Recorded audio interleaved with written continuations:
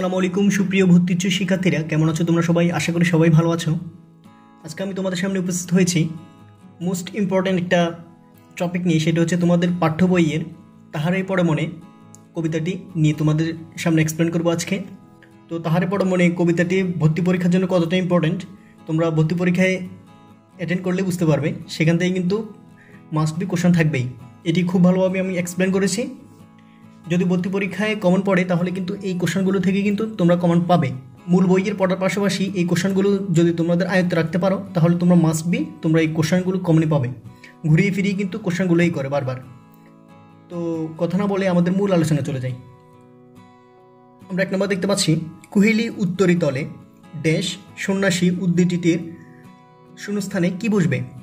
এই শূন্যস্থানে কি বসবে? অর্থাৎ মাগের সন্ন্যাসী। অর্থাৎ এখানে কবিতার লাইনটা তুলে দেওয়া হয়েছে, বলা হয়েছে এখানে শূন্যস্থানে কী হবে। তোমাদের কবিতার লাইনগুলো খুব ভালোভাবে যেন আয়ত্তে রাখা হবে, নাহলে কিন্তু পরীক্ষার হলে কিন্তু ভুল করবে।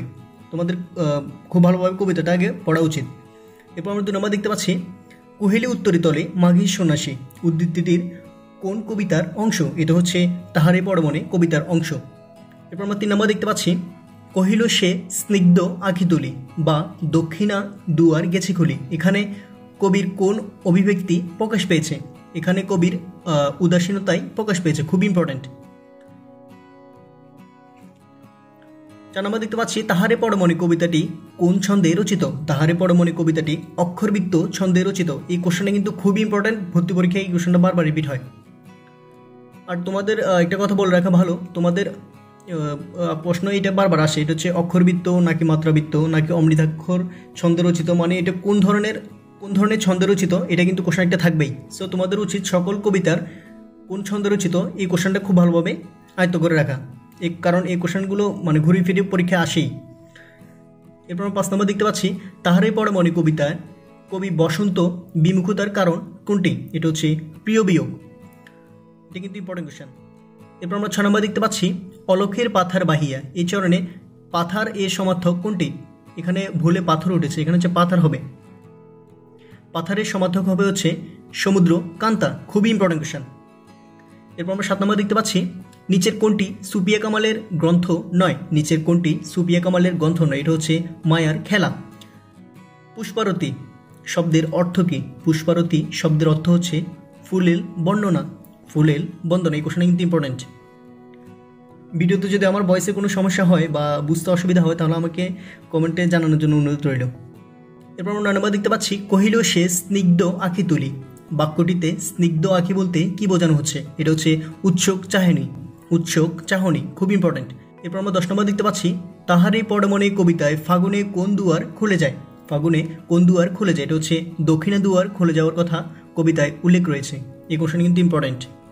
এরপর আমরা 11 নম্বর দেখতে পাচ্ছি, কহিল সে পরম হেলায় বৃথা কেন ফাগুন বেলায়।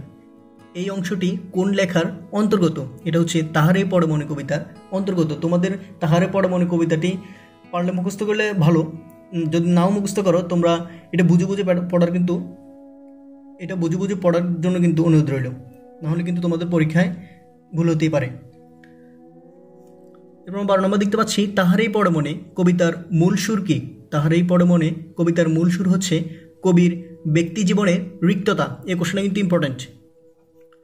তাহারেই পড়ে মনে কবিতায় কার আগমনী গানের কথা বলা হয়েছে? এটা হচ্ছে বসন্তের আগমনী গানের কথা উল্লেখ রয়েছে।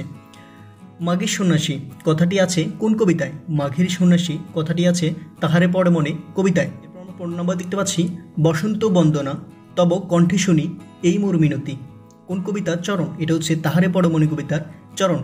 উত্তরী শব্দের অর্থ কী? উত্তরী শব্দের অর্থ হচ্ছে চাদর, খুবই ইম্পর্টেন্ট কোশ্চেন। এই কোশ্চেন কিন্তু রিপিট হয়। 17 নম্বর দেখতে পাচ্ছি, ফুল কি ফোটেনি শাখে পুষ্পারতি লভেনি কি ড্যাশ শূন্যস্থানে কি হবে? এটা হচ্ছে ঋতুর রাজন। এরপর আমরা 18 নম্বর দেখতে পাচ্ছি, অলক্ষের পাথার বাহিয়া তরিতার এসেছে কি? এখানে কার তরির কথা বলা হয়েছে? এখানে হচ্ছে বসন্তের কথা বলা হয়েছে। এরপর আমরা 19 নম্বর দেখতে পাচ্ছি, তাহারেই পড়ে মনে কবিতায় কোন কোন ঋতুর প্রসঙ্গে এসেছে? এটা হচ্ছে শীত ও বসন্তের কথা উল্লেখ রয়েছে তাহারে পড়ে মনে কবিতায়। এই কোশ্চেনটা কিন্তু খুবই ইম্পর্টেন্ট আর কোশ্চেনটা বারবার রিপিট হয়। তো আজকের ভিডিওর মাধ্যমে তোমাদের তাহারে পড়ে মনে কবিতা নিয়ে আর কোনো ডাউট থাকবে না, অর্থাৎ ভর্তি পরীক্ষায় কোশ্চেন আসলে কিন্তু তোমরা পারবে। তো ভিডিওটিতে আমি যেগুলো ইম্পর্টেন্ট বলছি এবং রিপিটেড কোশ্চেন বলছি, পারলে তোমরা এগুলো খাতার মধ্যে নোট করে রাখো, তাহলে তোমাদের ভর্তি পরীক্ষার জন্য খুবই ভালো হবে। এরপর আমরা 20 নম্বর দেখতে পাচ্ছি, সংলাপ প্রধান কবিতা কোনটি? সংলাপ প্রধান কবিতা হচ্ছে তাহারাই পড়ে মনে। খুবই ইম্পর্টেন্ট, এই কোশ্চেন কিন্তু বারবার রিপিট হয়। উচ্চ মাধ্যমিক বাংলা সংকলনে সংলাপ প্রধান কবিতা নিচের কোনটি? এটা হচ্ছে তাহারাই পড়ে মনে। এই কোশ্চেন কিন্তু রিপিট হয়। এরপর আমরা 22 নম্বর দেখতে পাচ্ছি, প্রকৃতি ও মানব মনের মধ্যে সম্পর্ক তুলে ধরা হয়েছে কোন কবিতায়? এটা হচ্ছে তাহারাই পড়ে মনে কবিতায়। খুবই ইম্পর্টেন্ট। এরপর আমরা 23 নম্বর দেখতে পাচ্ছি, তাহারাই পড়ে মনে কবিতায় কার কথা কবির মনে পড়ে? এটা হচ্ছে স্বামীর কথা তার মনে পড়ে। 24 নম্বর দেখতে পাচ্ছি, কোন কবিতাটি সংলাপ নির্ভর নাটকীয় তার বৈশিষ্ট্যে মণ্ডিত? এটা হচ্ছে তাহারাই পড়ে মনে। এই কোশ্চেনে কিন্তু বারবার রিপিট হয়। এরপর আমরা 25 নম্বর দেখতে পাচ্ছি, হে কবি নীরব কেন? ফাগুন যে এসেছে ধরায়, বসন্ত বরিয়া তুমি লবে নাকি তবু বন্দনায়। পঙ্ক্তিটি রচয়িতা কে? পঙ্ক্তিটি রচয়িতা হচ্ছে সুপিয়া কামাল। খুবই ইম্পর্টেন্ট কোশ্চেন। অর্থাৎ তাহারাই পড়ে মনে কবিতাটি এটি লিখেছে কে? এটা হচ্ছে সুপিয়া কামাল। ঘুরিয়ে ফিরিয়ে কিন্তু কোশ্চেনগুলো এই করে। এরপর আমরা 26 নম্বর দেখতে পাচ্ছি, তাহারাই পড়ে মনে কবিতাটি প্রথম কত সালে প্রকাশিত হয়? এটি প্রথম প্রকাশিত হয় 1935 সালে। খুবই ইম্পর্টেন্ট কোশ্চেন। এরপর 27 নম্বর দেখতে পাচ্ছি, কোন গুচ্ছের সবগুলো কাব্য গ্রন্থ সুপিয়া কামালের রচনা? এটা হচ্ছে সাজের মায়া, মায়া কাজল, কেয়ার কাটা, উদ্যাত্ত, পৃথিবী। এই কোশ্চেনটা কিন্তু রিপিট হয়। খুবই ইম্পর্টেন্ট। এরপর আমরা 28 নম্বর দেখতে পাচ্ছি, তাহারাই পড়ে মনে কি ধরনের কবিতা? এটা হচ্ছে সংলাপ প্রধান কবিতা। এই কোশ্চেনটা কিন্তু রিপিট হয়। খুবই ইম্পর্টেন্ট। এরপর আমরা 29 নম্বর দেখতে পাচ্ছি, তরিতার এসেছে কি? বেজেছে কি আগমনী গান? ডেকেছে কি সে আমারে? শুনি নাই রাখি নাই সন্ধান। পঙ্ক্তিটির কোন কবিতার অংশ? এটা হচ্ছে তাহারাই পড়ে মনে কবিতার অংশ। আমি বারবার বলছি, তোমরা তাহারাই পড়ে মনে কবিতাটি ভালোভাবে পারলে মুখস্থ করো, না হলে কিন্তু ভালোভাবে আয়ত্ত করে রাখো, যাতে তোমাদের ভর্তি পরীক্ষায় যেন একটা কোশ্চেনও যেন মিস না যায়। কারণ একটা কোশ্চেন যদি মিস যায় তাহলে কিন্তু তুমি ভর্তি পরীক্ষা দিয়ে এবং রেজাল্ট পাওয়ার পরে বুঝবে যে একটা কোশ্চেনের কত মূল্য। তো একটা কোশ্চেনও যেন মিস না যায় সেভাবে তোমরা প্রিপারেশনটা নাও। এরপর আমরা 30 নম্বর দেখতে পাচ্ছি, বসন্তের প্রতি কবি বিমুখ কেন?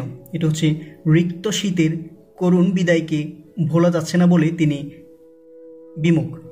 এরপর 31 নম্বর দেখতে পাচ্ছি, সুপিয়া কামালের পৈতৃক নিবাস কোথায়? সুপিয়া কামালের পৈতৃক নিবাস হচ্ছে কুমিল্লা। এই কোশ্চেনটা কিন্তু খুবই ইম্পর্টেন্ট, বারবার রিপিট হয়। তাহারাই পড়ে মনে কবিতায় ব্যবহৃত পুষ্পারতী শব্দটি কিভাবে গঠিত হয়েছে? তাহারাই পড়ে মনে কবিতায় ব্যবহৃত পুষ্পারতী শব্দটি কিভাবে গঠিত হয়েছে? এটা হচ্ছে সন্ধিযোগে গঠিত হয়েছে। কোশ্চেনটা কিন্তু ইম্পর্টেন্ট। এরপর আমরা 33 নম্বর দেখতে পাচ্ছি, কুড়ি শব্দটি এসেছে কোথা থেকে? কুড়ি শব্দটি কোথা থেকে এসেছে? এটা হচ্ছে কোরক থেকে এসেছে কুড়ি শব্দটি। সংস্কৃতি কোরক থেকে কুড়ি শব্দটি আগমন। খুবই ইম্পর্টেন্ট কোশ্চেন। এরপর আমরা 34 নম্বর দেখতে পাচ্ছি, দেশ মাগি সন্ন্যাসী গিয়াছে চলিয়া ধীরে পুষ্প শূন্য দিগন্তের পথে। উদ্দিকটির কোন কবির কবিতা থেকে নেওয়া হয়েছে? এটা হচ্ছে সুপিয়া কামালের তাহারাই পড়ে মনে কবিতা থেকে নেওয়া হয়েছে। কোন কবিতায় বিষাদময় রিক্ততার অনুকরণ ঘটেছে? কোন কবিতায় বিষাদময় রিক্ততার অনুকরণ ঘটেছে? এটা হচ্ছে তাহারাই পড়ে মনে কবিতায়। খুবই ইম্পর্টেন্ট কোশ্চেন। এরপর আমরা 36 নম্বর দেখতে পাচ্ছি, কবি সুপিয়া কামালের তাহারাই পড়ে মনে কবিতায় তাহারাই পড়ে মনে কথাটি কতবার ব্যবহৃত হয়েছে? তোমাদের কাছে এই কোশ্চেনটা আমার রইল যে কতবার ব্যবহৃত হয়েছে। এটা হচ্ছে একবার হবে নাকি তিনবার হবে? খুবই ইম্পর্টেন্ট কোশ্চেন। এই কোশ্চেন কিন্তু রিপিট হয়।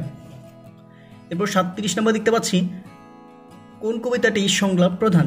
কোন কবিতাটি সংলাপ প্রধান? এটা হচ্ছে তাহারাই পড়ে মনে। তোমরা ইতিমধ্যে বুঝছো যে এই কোশ্চেনটা কতবার রিপিট হয়েছে। খুবই ইম্পর্টেন্ট কোশ্চেন, বারবার রিপিট হয়। সুপিয়া কামালের জন্মস্থান কোথায়? সুপিয়া কামালের জন্মস্থান হচ্ছে বরিশালে। একটা কোশ্চেন একটু আগে আমি পড়েছি, এটা হচ্ছে কি আমরা পড়েছি হচ্ছে সুপিয়া কামালের পৈতৃক নিবাস কোথায়? সুপিয়া কামালের পৈতৃক নিবাস হচ্ছে কুমিল্লায়। আর যদি বলে সুপিয়া কামালের জন্মস্থান কোথায়, এটা হচ্ছে বরিশাল। তোমাদের এই কোশ্চেনটার মধ্যে কিন্তু প্যাঁচ লাগতে পারে পরীক্ষার হলে। কোশ্চেনটা যেন ভুল না হয় সেদিকে খেয়াল রাখতে হবে। সুপিয়া কামালের জন্মস্থান হচ্ছে বরিশাল, কিন্তু পৈতৃক নিবাস কোথায়? সেটি হচ্ছে কুমিল্লায়। খুবই ইম্পর্টেন্ট কোশ্চেন। এই কোশ্চেন কিন্তু রিপিট হয়। এরপর আমরা 39 নম্বর দেখতে পাচ্ছি, সাজের মায়া কার লেখা? সাজের মায়া এটি হচ্ছে বেগম সুপিয়া কামালের লেখা। খুবই ইম্পর্টেন্ট। 40 নম্বর দেখতে পাচ্ছি, উন্ননা শব্দের অর্থ কী? উন্ননা শব্দের অর্থ হচ্ছে অন্য মনস্ক। খুবই ইম্পর্টেন্ট।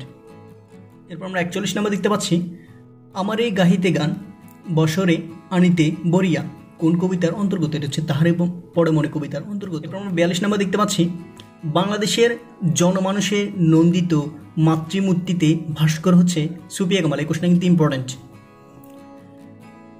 তাহারেই পড়ে মনে কবিতায় প্রকৃতিতে কোন ঋতুর আগমনের কথা উল্লেখ রয়েছে? এটা হচ্ছে বসন্ত। খুবই ইম্পর্টেন্ট কোশ্চেন, এই কোশ্চেন কিন্তু বারবার রিপিট হয়। এরপর আমরা 44 নম্বর দেখতে পাচ্ছি, ওগো কবি অভিমান করেছ কি তাই কোন কবিতার উক্তি? এটা হচ্ছে তাহারেই পড়ে মনে কবিতার উক্তি। কোন কবিতাটি অক্ষরবৃত্ত ছন্দে রচিত? কোন কবিতাটি অক্ষরবৃত্ত ছন্দে রচিত? এটা হচ্ছে তাহারেই পড়ে মনে কবিতাটি অক্ষরবৃত্ত ছন্দে রচিত। এই কোশ্চেনটা কিন্তু বারবার রিপিট হয়। এরপর আমরা 46 নম্বর দেখতে পাচ্ছি, এমন উন্নয়ন তুমি কোথা তব পুষ্পসাজ এই জিজ্ঞাসা আছে কোন কবিতায়? এটা হচ্ছে তাহারে পড়ে মনে কবিতায় এটি রয়েছে। তাহারে পড়ে মনে কবিতায় উল্লেখ আছে যে দুটি ফলের কথা, এটা হচ্ছে বাতাবি লেবু এবং আম। বাতাবি লেবু এবং আম, এই কোশ্চেনটা কিন্তু ইম্পর্টেন্ট এবং বারবার রিপিট হয়। মাধবী অর্থ কি? মাধবী অর্থ কি? এটা হচ্ছে বসন্তী ফুল। খুব ইম্পর্টেন্ট কোশ্চেন। আমরা 49 নম্বর দেখতে পাচ্ছি, দুয়ার শব্দটির উৎস কোনটি? এটা হচ্ছে দুয়ার মানে হচ্ছে দ্বার। খুবই ইম্পর্টেন্ট। এরপর 50 নম্বর দেখতে পাচ্ছি, তাহারেই পড়ে মনে কোন ছন্দে রচিত? তাহারেই পড়ে মনে কবিতাটি কোন ছন্দে রচিত? এটা হচ্ছে অক্ষরবৃত্ত ছন্দে রচিত। এই কোশ্চেনটা কিন্তু বারবার রিপিট হচ্ছে। তোমরা ইতিমধ্যে যারা ভিডিও দেখছো তোমরা দেখতে পাচ্ছ যে এই কোশ্চেনটা কতবার রিপিট হচ্ছে। খুবই ইম্পর্টেন্ট কোশ্চেন।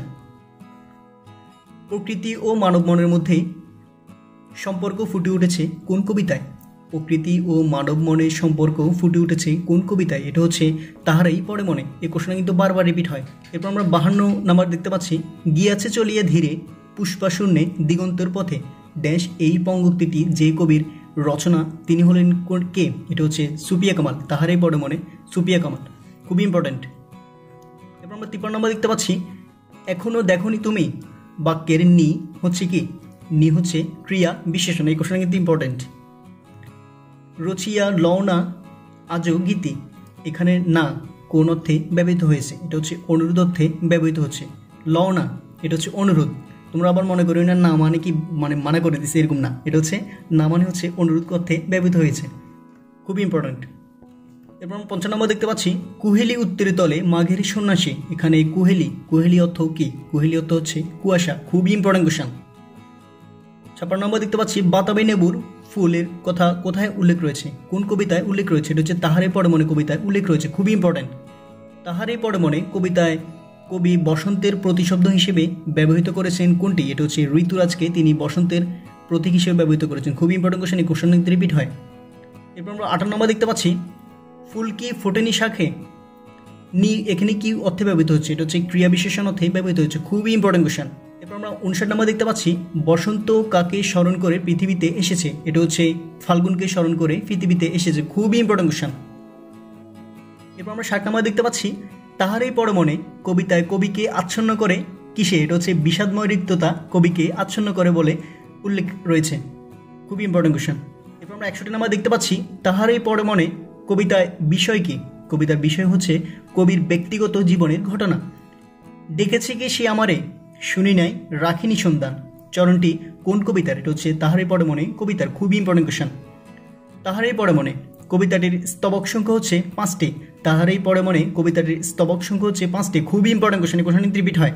এরপর আমরা 64 নম্বর দেখতে পাচ্ছি, বসন্ত বন্দনা কণ্ঠে সোনার মিনতি করেছেন, এটা হচ্ছে সুফিয়া কামাল। খুবই ইম্পর্টেন্ট। তাহারেই পড়ে মনে ভুলিতে পারি না কোনো মতে, কবি কাকে ভুলতে না পারার কথা বলা হয়েছে? এটা হচ্ছে বিগত আপনজনকে না ভোলার কথা বলেছেন।